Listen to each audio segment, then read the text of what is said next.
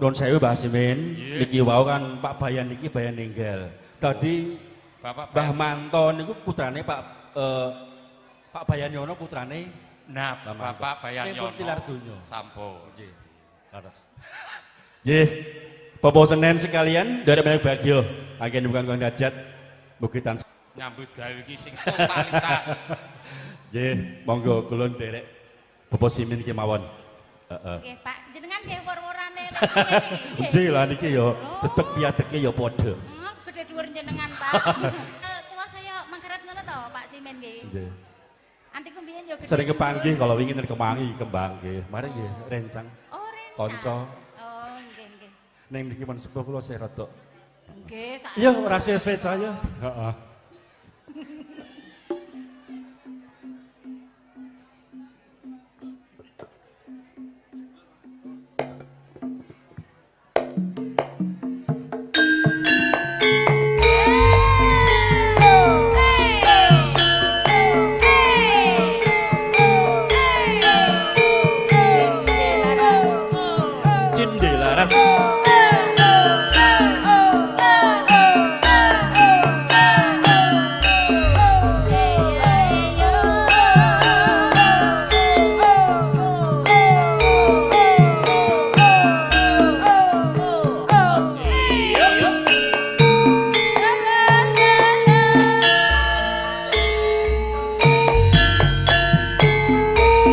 Nalikane kowe ninggalke aku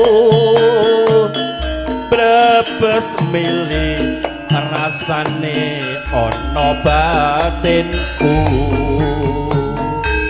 pengen mangan rasane kaya ora doyan pengen ngombe rasane mandeg bulu Wong bagus kembange jiwa ragaku ora beda rasane jero dadaku saben lingsir wengi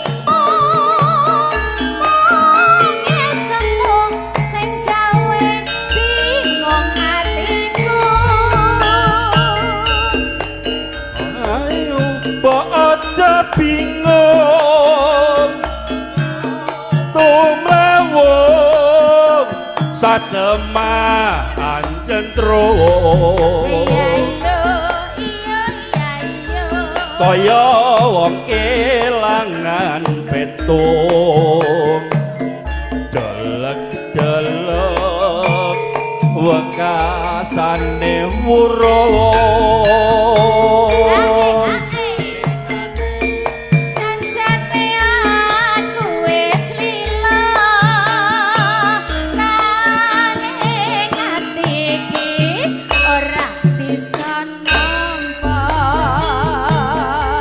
saben lingsir wengi wayah papat turu monge semu sing gawe bingung atiku ya cinderas